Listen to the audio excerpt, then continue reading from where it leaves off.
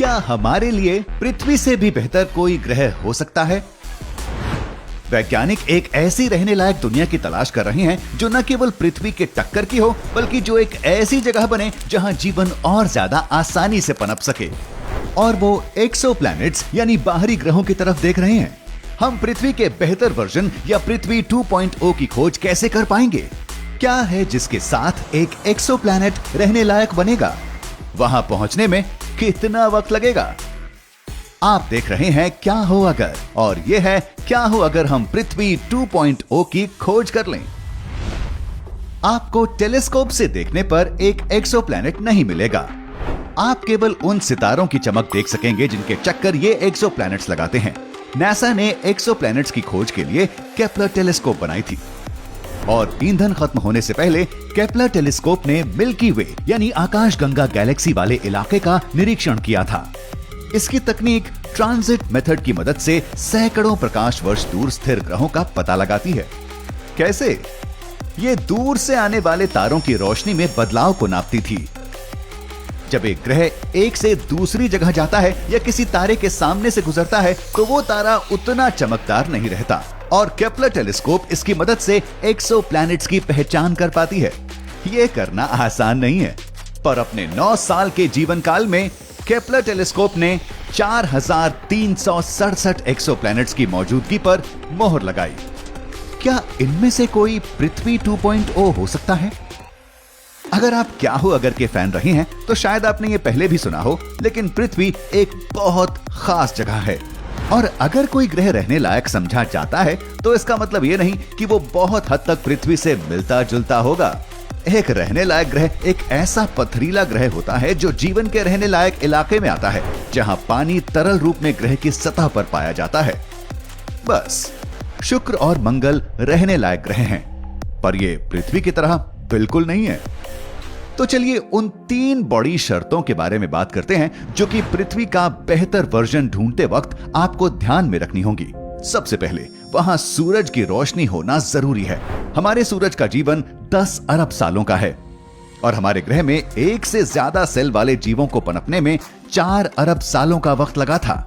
पर के type dwarf यानी बौने तारों का जीवन लगभग 70 अरब सालों का होता है। यानी अगर हमें एक के टाइप तारे के चक्कर काटता हुआ एक्सोप्लैनेट मिल जाता है तो जीवन को इस पर विकसित होने का और रहने का ज्यादा वक्त मिल सकेगा।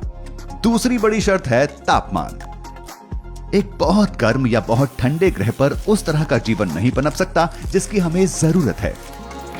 पर अगर हमें एक ऐसा ग्रह मिल जाए जिसका तापमान पृथ्वी से केवल 5 डिग्री सेल्सियस ज्यादा हो और जहां ज्यादा पानी हो, तो शायद हमारे सामने हरे और अलग तरह के जीवन वाले वर्षावनों से भरी पृथ्वी 2.0 है।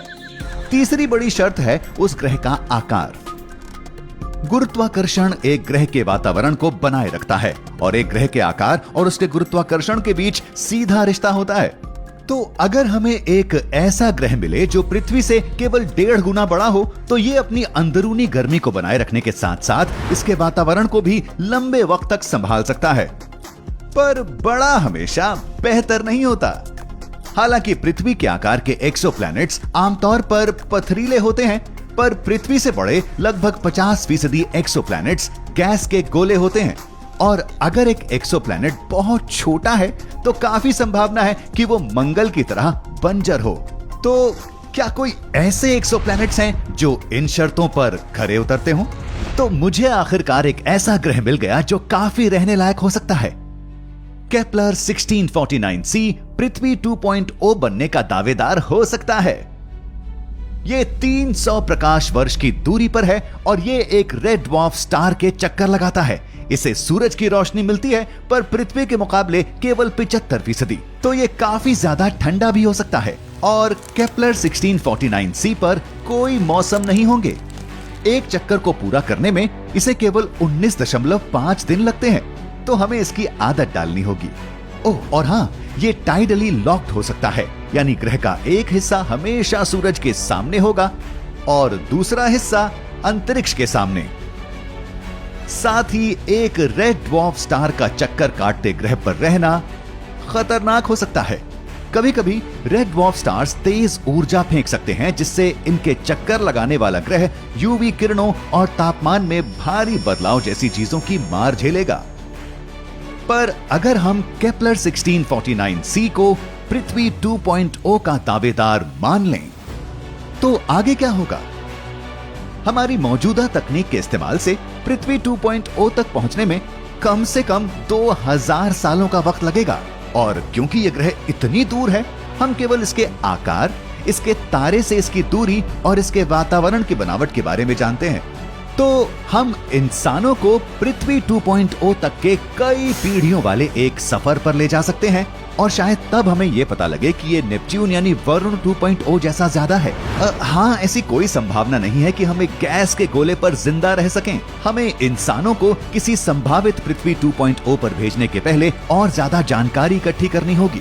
तो इस वक्त नासा एक ऐसे जांच उपकरण पर काम कर रहा है जो प्रकाश की गति के 5वें हिस्से की रफ्तार से चल सके।